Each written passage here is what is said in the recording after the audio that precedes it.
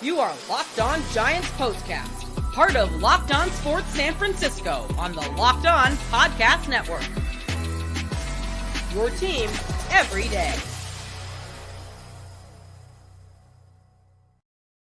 Yo, what's up, everyone, and welcome back to the Locked On Giants Postcast. I'm your host, Eric Triple E Engel. You may know me as the former producer for the Murph and Mac Morning Show on KMBR. And today, the Giants lose another one-run game to the Mariners, and they drop the series in Seattle. Today's final score, 4-3. Robbie Ray exited early with a tight left hamstring, but he wasn't exactly on top of his game before the injury earlier. Tons and tons and tons of free 90s from both Robbie Ray and the Giants bullpen in this one. I gave up a ton of walks and several hits batsmen, and it all came back to bite him. Overall, another frustrating day to be a Giants fan. We'll break it all down, but first, I want to thank all of you for watching us on the Locked On Sports San Francisco YouTube channel. Please hit that subscribe button if you aren't already subscribed. Thanks also for listening on the Locked On Giants podcast feed. However you're getting the show, we appreciate you tuning in, and make sure to check out the Locked On Giants Daily Show for more in-depth coverage. Ben Kaspick does a great job. SupplyHouse.com is the reliable way to get parts fast. Shop for your next plumbing, h-vac, or electrical job and get fast shipping from coast to coast at SupplyHouse.com. Today in this one, Giants jumped out to another early lead. Feels like they've gotten a lot of early leads lately. In this one, in that first inning, Fitz reaches on a throwing error by Rojas. And then after a Lamont Wade Jr. strikeout, Ramos blasts one over the left field wall. And this was very, very, very, very key to me. This at-bat showed that Ramos has overcome his issues with that high and tight fastball. He not only did he blast this 96 mile an hour high and in fastball over the wall at 107.8 miles an hour, 390 feet to give the Giants a 2-0 lead, but he did it against one of the best fastball pitchers in the league. We'll dive into this later on. I think this was a huge at bat, but first we got to go over how this game went, how the rest of this one went. Did give the Giants an early 2-0 lead, and then Robbie Ray's issues started from that first inning. Starts it off by walking Dylan Moore, which is a bad idea because he's leading the Mariners in steals. Then Julio Rodriguez strikes out, but Moore steals second on the play. Wild pitch lets him take third base. So now you got the fastest runner on the team just walked on over to third base with a steal a second. I mean, not having Pat Bailey back there is tough on keeping these runners down. Seems like the Mariners have been just running freely on these base paths against the Giants without Pat Bailey behind the dish. And it's frustrating seeing them just issue free passes to guys like this. This is the last guy you should be walking on this team. You need to throw strikes to him. Robbie Ray throws that fastball so much. Just get it over the strike zone. Just get it in the strike zone and take your chances with a guy like Dylan Moore to hurt you with the bat instead of hurting you with the legs. Do not give that guy first base for free, because inevitably he ends up at third, and then Cal Raleigh scores him single by Big Dumper, scores the fastest dude on that team. You gave him a free 180 feet. I mean, it's kind of hard to prevent that run from scoring in that scenario. You're putting yourself way behind the eight ball. Cuts the Giants lead in half. They still led 2-1 at that point. Then after a Rosarena hit by pitch, the Giants turn a double play to end the inning. And I only bring that up because the Giants hit so many dudes today. Seemed like and just to talk about Robbie Ray's control issues a little more. I mean, he clearly didn't have it out there today in that first inning. I mean, in the first two innings, he's walking guys, he's hitting guys, he's giving up free runs. It was all in the first inning, not even the first two. That was all just in the bottom of the first. And Sean Jelly, he hit a couple guys too. I mean, this whole team seems to just be, pegging dudes today. And I mean, the Mariners got hit by pitches a couple times earlier in the series as well. And so it's been a weird series for Giants pitchers just plunking dudes at the dish. As this one rolled on in the top of the fourth, a leadoff single by Elliot Ramos, but the Giants can't do anything with it. They can't get him around.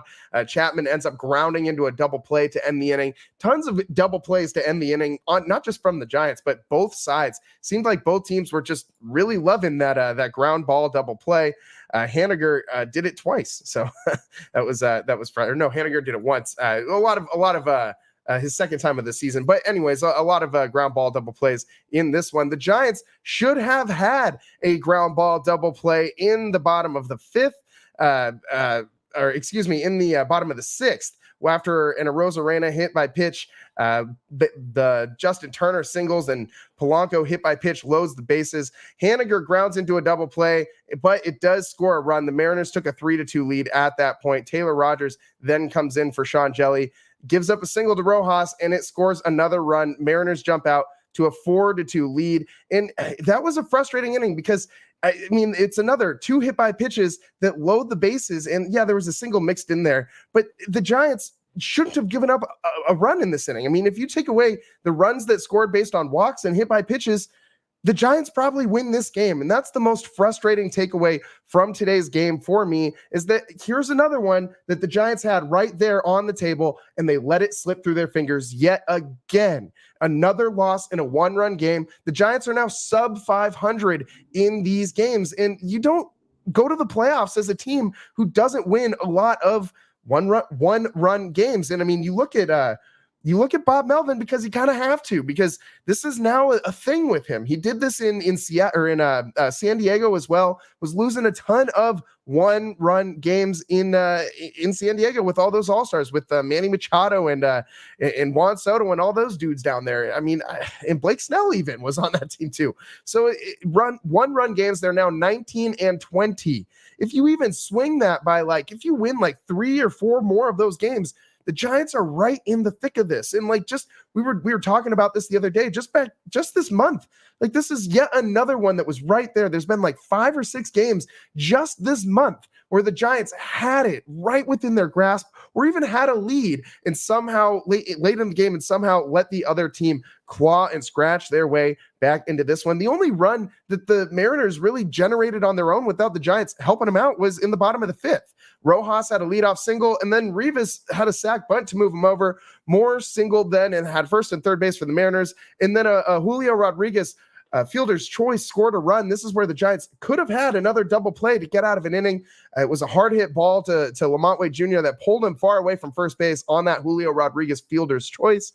Lamont Wade Jr. fielded it. It took a little while for him to gather and get the throw off to second base. And it was a kind of like a lollipop throw that you see in Little League, like a little push shot throw where he didn't really get his body into it, his shoulder into it, just all elbow action.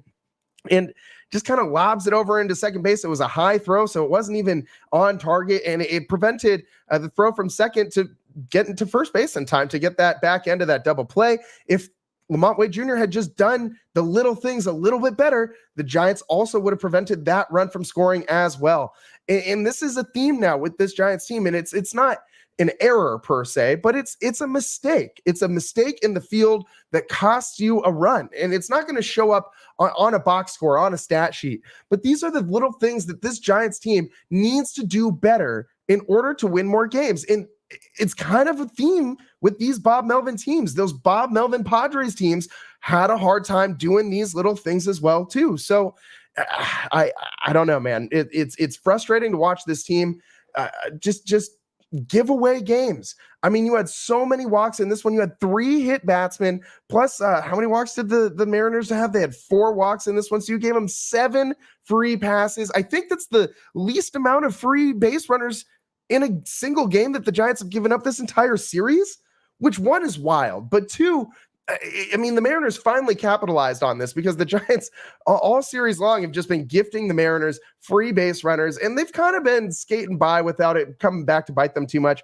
But today, that alone is pretty much what the Giants' undoing was. I mean, with if they had been able to keep these runners off the base paths, it would have been a lot different. If they would have been able to do these little things and turn this double play, maybe Lamont Wade Jr. gets a better throw off and they have a better coverage plan for first base on a play like that, then maybe this doesn't happen. But nonetheless, it's another frustrating loss is what it ends up as. And there's a lot of things that could have gone differently in this one. If Robbie Ray hadn't pulled his hamstring and maybe gave the Giants another inning or two, maybe Sean Jelly doesn't start to fall apart and hit a bunch of dudes and let all those runs score that ended up kind of being the Giants' undoing. All those free base runners. Maybe you don't have to leave Tyler Rogers out there for as long. Taylor Rogers, man, I mixed the Twins up way too much, man. Both pitched in today's game, which really got my head confused. Submarine Tyler pitched second. Taylor pitched first, and maybe you wouldn't have had to leave Taylor out there as long if you had Robbie Ray go a little bit deeper in this one. It's just all these little things, and you can't really do much about the injury, but that's kind of how the Giants' luck has been this year, especially with starting pitchers. And if Ray's out for any period of time, I really think the Giants are dead in the water already. But if you start losing starting pitchers who you were banking on being back and having big second halves like Robbie Ray, put a fork in them and stick them on the barbecue. This season is done. They are barbecue chicken. That is it. Overpack it in. The Giants need to start winning some series, not dropping them. And especially on days when the teams ahead of them lose games. Today, the Atlanta Braves lost to the Washington Nationals, and the Giants, well, they lose to the Seattle Mariners. And it was inevitable, it felt like, because both these teams had to be absolutely as close to 500 as possible exiting the series, because they're both just so mid. I saw someone post on Twitter earlier today, maybe it was yesterday, like the screenshot from the Wikipedia page of the Battle of the Midway, or AKA Battle of the Mid, and just kind of reference this Giants Mariners matchup as Battle of the Mid, because that's what both these teams are just painfully average. We're stealing Steph Curry's words from the Warriors and how he described them last season, but yeah, kind of the same thing, painfully average. If there was a play-in tournament in Major League Baseball, the Giants would be great candidates to go there and lose immediately and be bounced out of whatever, makeshift postseason that was. We obviously don't live in a fantasy land like that where a baseball play-in tournament exists. That's weirdness is strictly reserved for the NBA, but the Giants had to finish this series at 500, didn't they? It's only fitting. The Mariners with the win today are one game over 500. They're 66-65. The Giants with the loss sit at 66-66. So a very frustrating loss for the Giants today. As I said, they're under 500 now in these one-run games this season, sitting with a record of 19-20 in these games. Even if you just get 3 or 4 of these games to go the other direction out of 20 that you lost, the season's totally different. You're right there with the Braves. You're right there with the Mets. You're ahead of the Mets, and you're battling for that last wild card spot. And there is so much more, energy and hope if you just had three more wins in these tight, close games, so many of which could have come this month of August. And instead, the Giants spoil all their opportunities, as they've done over and over and over again this year. And now he got the biggest uphill battle to climb to end the season with this grueling schedule that the Giants have to face. A lot of road games, a lot of teams over 500. It's gonna be tough. The Giants, I should mention, because we're obligated to on every Locked On Giants postcast, we got to go over the runners in scoring position today. 0 for 3, which is laughably bad. This team only got 3 runners in scoring position this entire game. They didn't get in that bat with a runner in scoring position until I think like the 8th inning. This was pathetic. Just an absolutely pathetic showing. Giants couldn't get base runners at all. All they did was live and die by the home run again. Mariners, as I said, only scored 1 run of their own, and the Giants gifted them a ton of base runners for free. And the Giants are just doing everything they can to not win games. Here's a bunch of free 90s for the Mariners. We're just not even going to try to get in scoring position or try to pick up a base hit in these situations. We're just going to try and just hit bombs every time. And, maybe I'm getting frustrated. So in order to lighten the mood a little bit, on the other side, let's take a quick break here.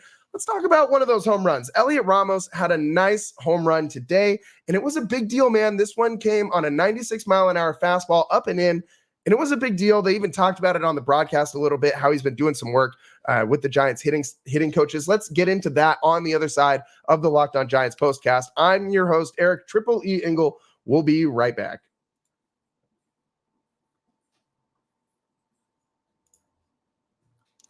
Today's show is sponsored by SupplyHouse. Get supplies from the site that's made for the skilled trades. SupplyHouse.com. SupplyHouse.com is the reliable way to order plumbing, HVAC, and electrical products online. Their easy-to-use website is jam-packed with helpful resources and the latest product info to help you get the job done right.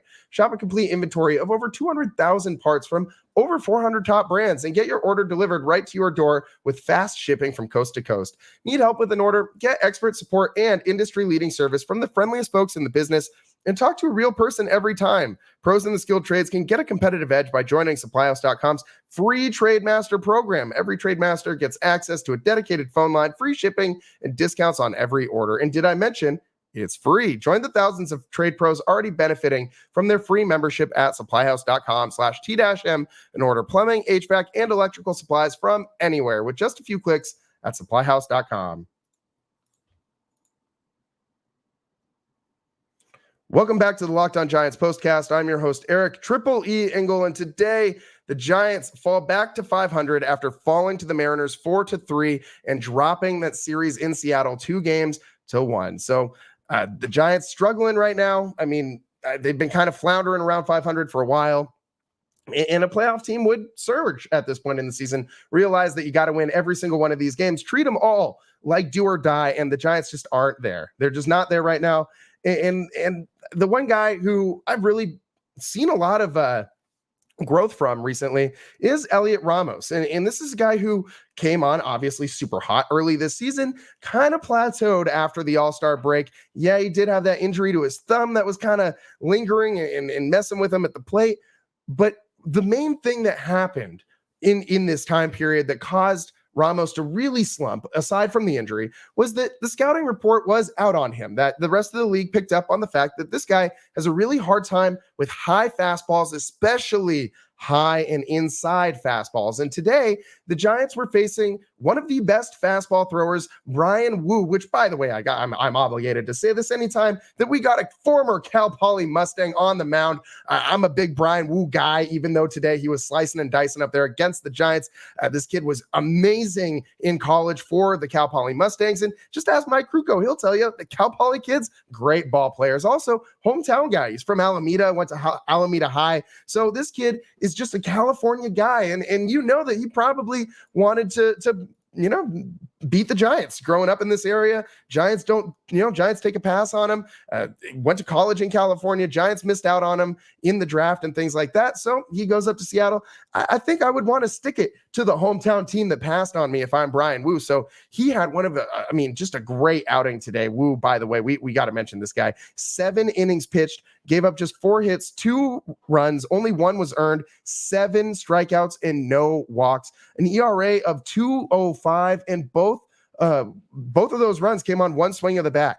I mean, if Fitzgerald hadn't reached by throwing error earlier in the at bat, it would have been a 1-run shot too. So Elliot Ramos did the only damage we saw against Bryan Woo today, and it was against that fastball, that high and tight 96-mile-an-hour fastball that he got all the way around on. The hands beat the ball to the spot, and he let the ball really do the work. He let the pitch do the work, which is what you're supposed to do with those inside pitches. And I mean, Bryan Woo is a guy who is just so good at avoiding barrels. I mean, literally in the top 1%. I think he's the best pitcher in all of Major League Baseball at avoiding barrels. It's sitting at 2.1%. That's how often someone barrels up a pitch, a Bryan Woo pitch, 2.1% of the time. And he's doing all of his work with that fastball. He throws it over 50% of the time. So Bryan Woo is really, really, really good at throwing these fastballs. He works high in the zone a lot. And also he's a right-hander. And that's what Ramos has struggled with the most. Coming into this one, his batting average overall against right-handers who are throwing 4-seam fastballs, just 200. He had 2 home runs all season against this pitch. He's got 5 total extra base hits off of these fastballs in any spot in the zone. Most of his damage is coming when they're either in the middle out over the plate or in the middle inside. But these high fastballs in the zone, he's batting really, really, really bad against them. And specifically, if you're looking at his Baseball Savant page, in that top quadrant, that top with the high and inside zone for the right-handed batter, he's batting exactly 0-0-0 against four-seam fastballs from righties. So this is quite literally his first hit against a right-hander throwing a four-seam fastball high and tight this season. And it comes in as a home run against one of the best fastball pitchers, one of the best right-handed fastball pitchers in all of baseball. So this is a huge deal. I mean, he's in the top 3%. Brian Wu is in fastball run value for the entire league. So, I mean, this is a big deal. This is a big deal for me because this is a guy who the league had caught up to him as far as how to attack Elliot Ramos. And he has shown that he was able to adjust to the league adjusting to him, which means to me, that shows me that this guy is going to be really good, that he's going to continue to improve, that this isn't the peak of Elliot Ramos. We see a lot of guys in Major League Baseball that have really strong rookie years and kind of plateau. And we think maybe if they can take another, build on this year as a second-year player, a third-year player, then maybe they'll be, a cornerstone piece of this franchise. And with a lot of these Giants younger guys that we've seen in years past, after that first year of breakout, whatever, their development kind of just fizzles out. And to me, this is a sign from Elliot Ramos that is not going to happen. This is a sign that he knows how to make adjustments when the league is making adjustments to him, and he knows how to fix these swings. If you're watching the broadcast on NBC Sports Bay Area, you heard them talking about how he's been working with Pat Burrell and the other Giants hitting instructors to get to that high and inside fastball. They were telling Ramos he needed to keep his hands inside the ball. How often we say that on this postcast? I mean, taken from the words of Will Clark, or the mouth of Will Clark himself. I mean, one of the greatest hitters in Giants history. That dude preaches keeping your hands inside the ball. So that's what they were teaching Ramos to do. And one thing that you could even just see, like I have a hard time seeing some of these things just on the TV, on the broadcast. But one thing you could tell from watching the broadcast is that every single one of these pitches, he's muscling up, trying to just kill the ball. And if you've played any level of baseball, you know that if you swing at a pitch like that with gripping the bat real tight and just getting all tense and swinging as hard as you can, you're going to pound that ball straight into the ground 9 times out of 10, or swing right through it. You're not ever going to hit that ball hard and squarely if that's your approach for that kind of a pitch.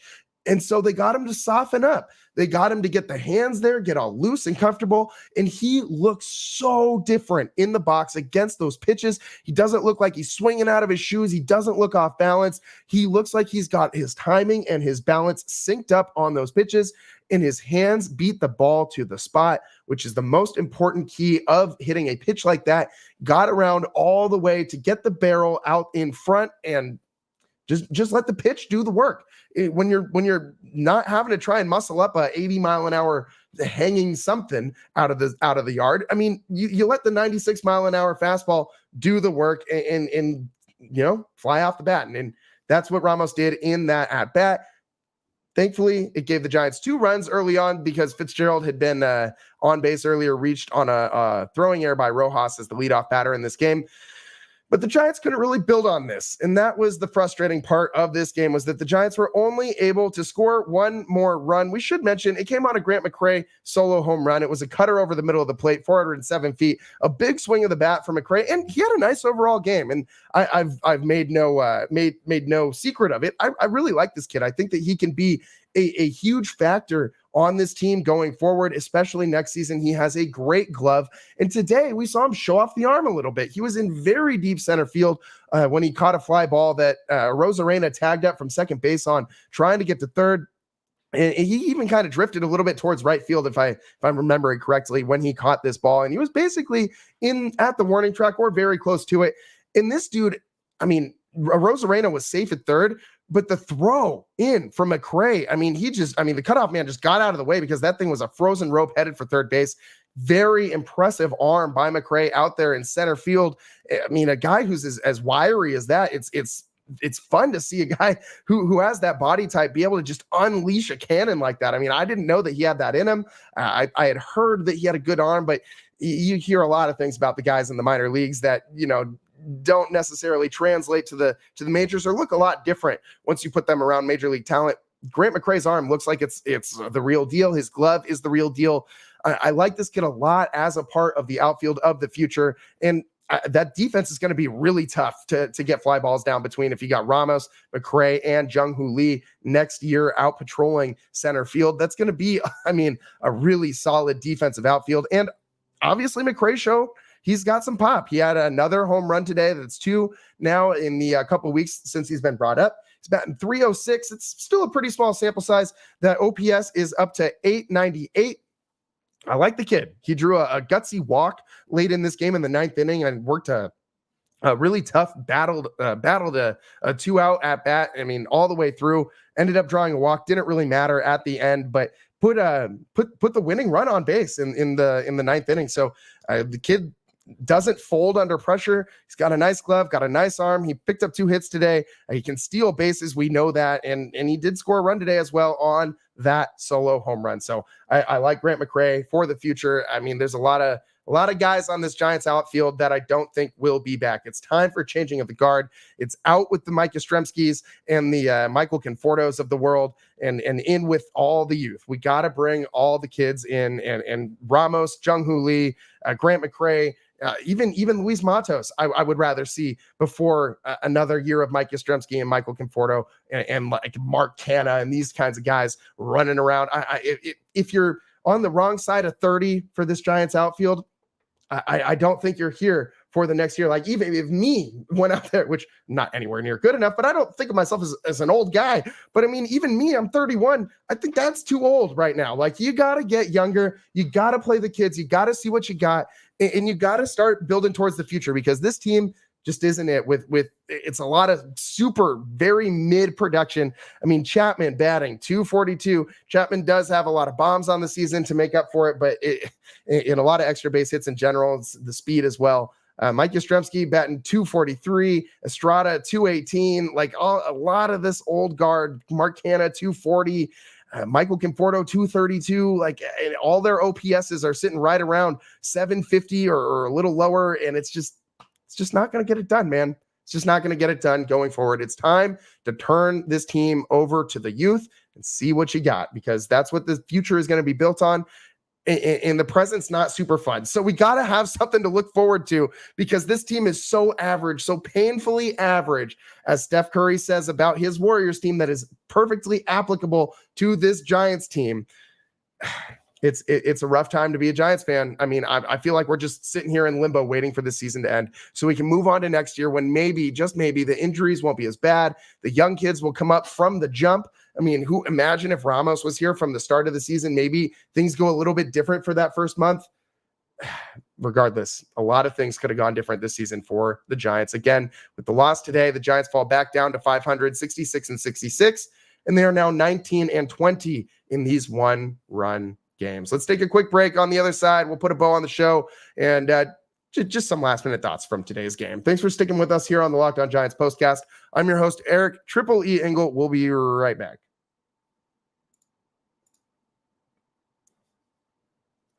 Today's show is sponsored by FanDuel. You've heard us talk a lot about FanDuel, America's #1 sportsbook. We'll be having we have something a little different for you going on right now through September 22nd. All FanDuel customers can bet just $5. Again, just bet $5. You don't even need to win. Just go and lay down a $5 bet. You could still win something from it. And you get a free 3-week trial of NFL Sunday Ticket from YouTube and YouTube TV, which this is the exact same setup I use to watch all of my NFL football. And let me tell you, there's no better way to get your NFL football. All the games, all the markets, doesn't matter. All you need is a YouTube TV base plan, and you'll be able to watch every regular season Sunday afternoon out-of-market game. All you need is a Google account and a current form of payment, and you can cancel anytime. Just visit FanDuel.com/lockedon to download America's #1 sportsbook.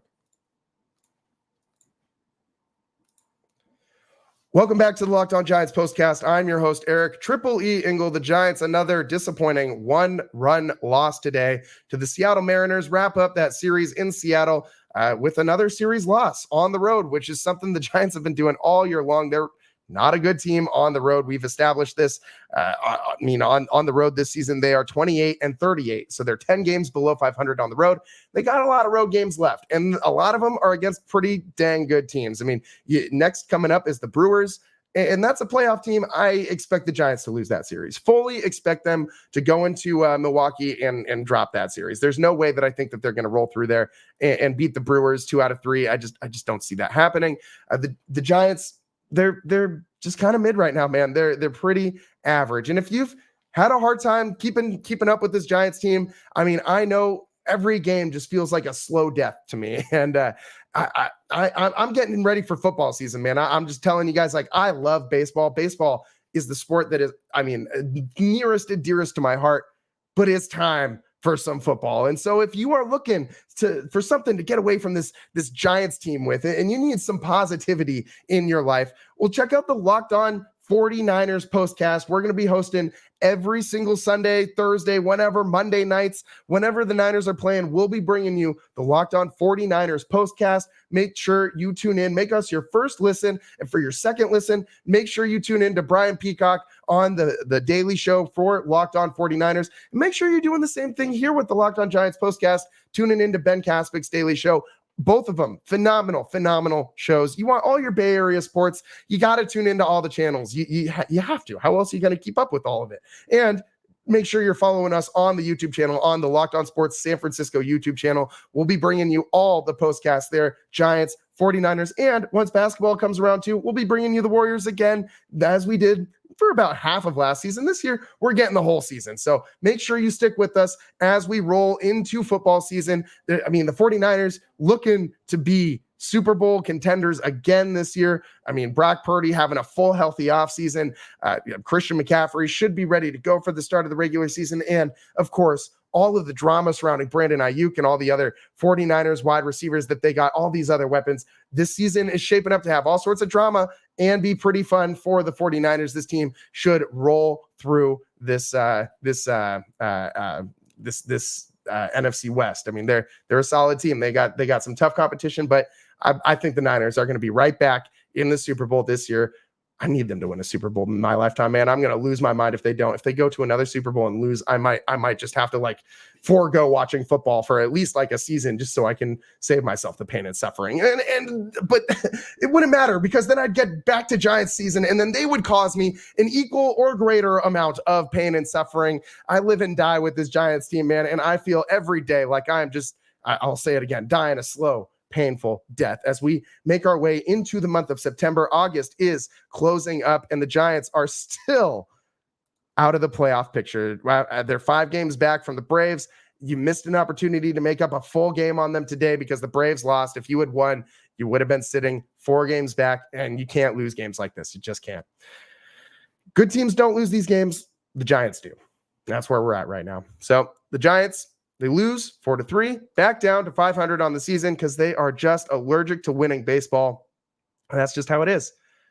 And with that, that's all the time that we got for you guys today here on the Locked On Giants postcast. Thanks so much for tuning in. We always appreciate you guys. Wouldn't be a show without you tuning in. So appreciate you guys. And thanks for always tuning in to the Locked On Giants postcast, making us your first listen after these Giants games. Thanks for tuning in. We'll see you next time. Peace.